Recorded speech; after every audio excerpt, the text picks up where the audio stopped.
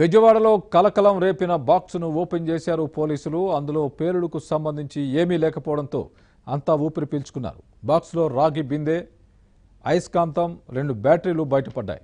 వీటిని రైస్ పుల్లింగ్కు మాత్రమే వినియోగిస్తారని పోలీసులు అనుమానం వ్యక్తం చేస్తున్నారు. దీనికి సంబంధించి మరింత సమాచారాన్ని మా ప్రతినిధి పూర్ణ అడిగి తెలుసుకుందాం. పూర్ణ, చెప్పండి, దీనిపై పోలీసులు ఏమంటున్నారు? విచారణ ఎంతవరకు వచ్చింది? స్వామి 24 గంటల పాటు విజయవాడ పోలీసులు ఉరుకులు పరుగులు పెట్టించిన బాక్స్ సోదంతం చివరకు సుఖాంతంగా మూసింది. అయితే అది కేవలం రైస్ పుల్లింగ్ కోసం ఉపయోగించే మెటీరియల్ మాత్రమే ఆ బాక్స్ లో పెట్టారు. అయితే అది రైస్ పుల్లింగ్ కి ఎందుకు వాడుతున్నారు, ఎందుకు తీసుకొచ్చారు, దాన్ని ఏదైతే మెటీరియల్ దొరికిందో బింది, అయస్కాంతం ఇవన్నీ కూడా కేవలం 5 లక్షల రూపాయలు ఖరీదు చేసి వీళ్ళు కొనుక్కొచ్చారని అన్నట్టు తెలుస్తుంది. అయితే అసలు ఎందుకు కొనుక్కొచ్చారు, అసలు వీటికి అంత నగదు ఎలా చెల్లించారు అనే దాని మీద కూడా విచారణ చేపట్టారు. మొత్తం కూడా ఏదైతే ఈ వ్యవహారం సంబంధించి దాదాపు 20 మందిని కృష్ణలంక పోలీసులు మొత్తం కూడా అదుపులో తీసుకుని ప్రశ్నించడం జరుగుతుంది.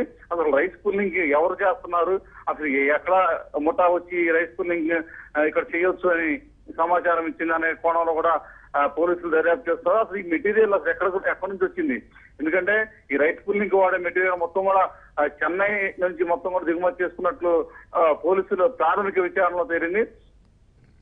అయితే వీరికి ఎవరు సప్లై చేశారు, ఎట్లా మాట్లాడుకున్నారని దాని ఆ కోణంలో కూడా పోలీసులు దర్యాప్తు చేస్తున్నారు. అయితే ప్రధానంగా చూసుకుంటే ఈ రోజు మాత్రం పోలీసులు మాత్రం హైరాణ పడ్డారు. విజయవాడ పోలీస్ కమిషనరేట్ పరిధిలోని 2 పోలీస్ స్టేషన్స్ అంటే కృష్ణలంక, గవర్నర్పేట పోలీసులు మొత్తం కూడా దీనిపై ప్రత్యేక కసరత్తు చేశారు. ఎందుకంటే నిన్న రాత్రి బాక్స్ ను స్వాధీనం చేసుకున్నారు. స్వాధీనం చేసుకున్న తర్వాత బాక్స్ ను ఓపెన్ చేద్దామని అనుకున్న నేపథ్యంలో మొత్తం కూడా వాళ్ళు భయపడటం జరిగింది. ఆ తర్వాత ఏదైతే బాంబ్ స్క్వాడ్ వచ్చి మొత్తం కూడా దాన్ని పరిశీలించి దాని తర్వాత ఇది అనుమానాస్పదంగా ఉంది, దీంట్లో ఏదన్నా పేలుడుకు సంబంధించిన పదార్థాలు ఉండొచ్చన్న అనుమానం రావడంతో వెంటనే వాళ్ళు ఉన్నతాధికారులకి సమాచారం మొత్తం కూడా చేరవేశారు. దాంతో సీఎం సెక్యూరిటీకి సంబంధించిన ప్రత్యేక వింగ్ వాళ్ళు కూడా వచ్చి వీటిని తనిఖీ చేశారు. అయితే పోలీస్ స్టేషన్ లో దాన్ని మొత్తం కూడా ఓపెన్ చేయడం జరిగింది. పోలీస్ స్టేషన్ ఓపెన్ చేసినప్పుడు వాళ్ళకు కూడా కొంత హీట్ లాంటిది తగలడంతో ఇది జనసంచారం లేని ప్లేస్ లో ఓపెన్ చేస్తే చాలా మంచిది అని భావించిన పోలీసులు మొత్తానికి